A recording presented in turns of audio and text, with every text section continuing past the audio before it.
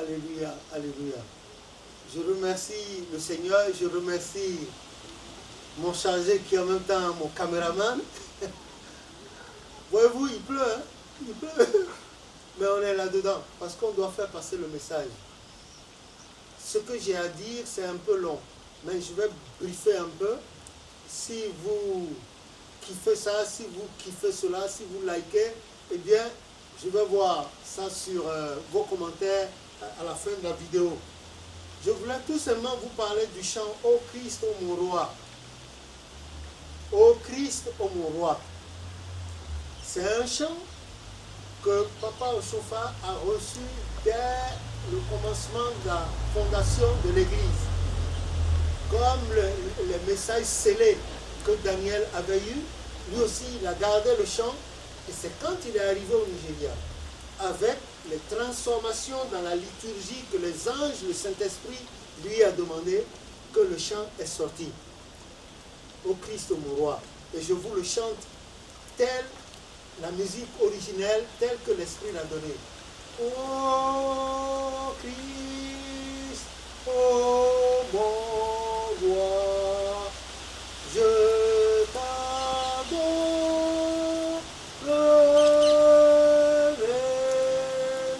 Car tu es ma force et ma lumière, le Saint,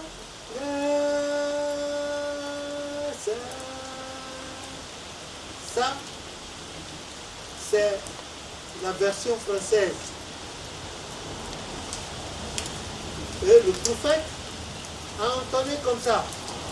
Mais ceux qui ont été les premiers à prendre la musique de ce chant, comme ils ne connaissaient pas la musique, ils ont ajouté des syllabes. Et cela a mené à la déformation que vous connaissez. Maintenant, ce chant-là, on l'entend de en plusieurs occasions. La première, c'est que c'est pour l'adoration. Le psaume 119, verset 164. L'adoration, les 7 adorations, les prières de 3 heures, ce que vous appelez adoration. Prière de 3 heures. Avant, les gens se mettaient à genoux, sonnaient la cloche, avant de se lever et chanter. Je l'ai fait moi aussi parce qu'au départ, quand j'ai voulu faire exactement comme Papa Oshofa l'a enseigné, j'ai été pris à court. Et je n'étais que déroutant quand j'ai enseigné ça. Et ceux qui étaient plus gradés que moi à l'époque ont dit non, c'est devenu comme une histoire de la polémique. Je me suis dit, ma voix a été phagocytée. Et c'est leur version là qui s'est répandue partout. Mais si vous voyez la vidéo, je vais vous donner le lien sur Facebook et YouTube. Donc, si vous voulez faire cette prière-là, de 3 heures, selon le psaume 119, verset 164, eh bien, vous faites gloire soit au Père, au Fils et au Saint-Esprit, comme il était au commencement, ainsi il est maintenant et en sera toujours de même jusqu'à l'éternité. Amen.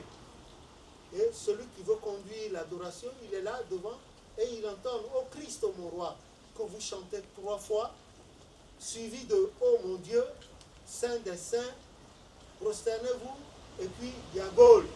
Et on sonne la cloche. C'est comme cela que ça se fait et je vous exhorte à le faire.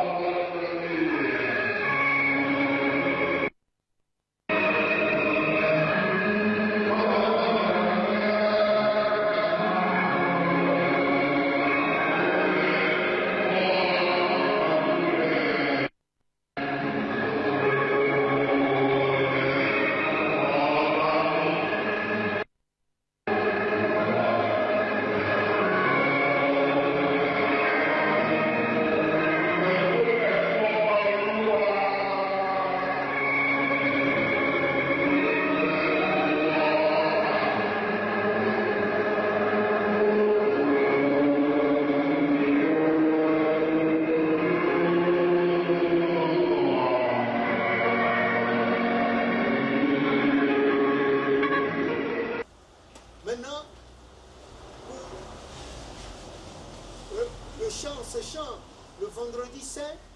Vous avez vu, vous verrez aussi, je vais vous montrer la vidéo. Je vais vous montrer la vidéo, elle est déjà postée sur YouTube et parfois sur Facebook. Je remercie ceux qui l'ont fait.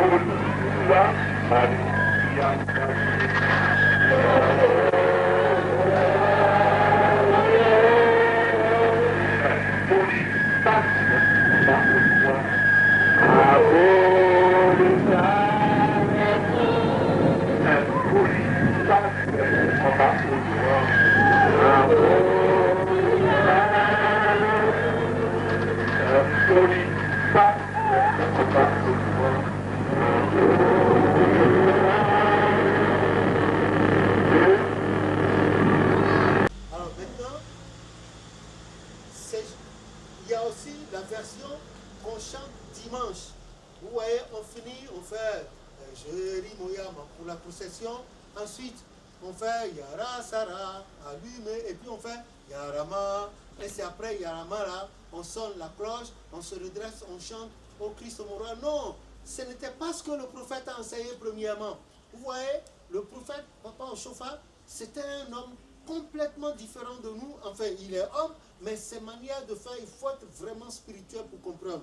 Lui, ce que le Saint-Esprit lui a enseigné, il enseigne. Si vous faites l'erreur une fois, il parle. 2 fois, il parle. Mais la 3e fois, il n'en parle plus parce qu'il pense que vous êtes venu librement au baptême parce qu'au bord de l'eau, vous avez levé la bougie avec la main droite bien haut au-dessus de votre tête et vous avez juré par le ciel qui est le trône de Dieu et la terre, son marchepied, que vous suivrez l'enseignement de Papa, l'enseignement de Dieu dans l'église du christianisme céleste. Alors lui, il donne l'enseignement. Il a donné, vous en faites ce que vous voulez, parce qu'il estime qu'étant venu librement au baptême, vous aurez des comptes à rendre à Dieu. Lui, il a déjà enseigné, il a enseigné. Mais nos devanciers de l'époque n'ont pas voulu appliquer cela. Et le dimanche de Pâques, des rameaux, de l'année 82, Papa Oshofa a repris le culte à la paroisse, au siège international à Ketou, Mouchoud, Roudla, il a repris et pendant le culte, on a vu, après la procession, l'allumage des bougies, automatiquement, il a fait entonner « Ô Christ, ô mon roi, je t'adorerai, car tu es ma force et ma lumière, le Saint des saints. » Amen. Automatiquement après l'allumage des bougies, la fête des rameaux de 1982 au siège international à Ketou où il était, après l'allumage des bougies, automatiquement, il a fait enchaîner avec « Ô Christ, ô mon roi ». Bon, le jour là, la chorale a fait des sons d'instruments là-dedans, mais à la fin du culte, il les a appelés et il leur a dit « Non, ce chant-là, c'est le clavier seul qui accompagne, ou bien une trompette avec sourdine pour accompagner ce chant. On ne joue pas la guitare dedans, on ne joue pas la batterie. Non, il a refusé. Et c'est après avoir entonné ce chant, c'est à la fin de Ô Christ au Mourant qu'on a entonné Yarama, Yarama, qu'on a chanté 3 fois et puis c'est fini. Avant de sonner la cloche et de passer à Iba. Le psaume 51, c'est ça. Donc, je vous exhorte à le faire.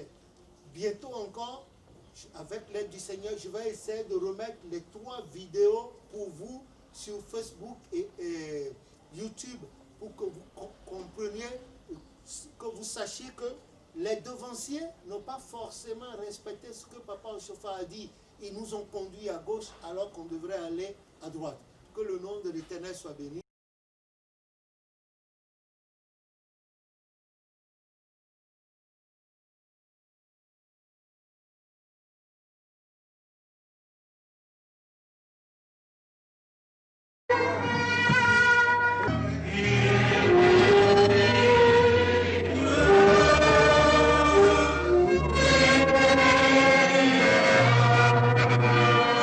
Christi, ọba mi.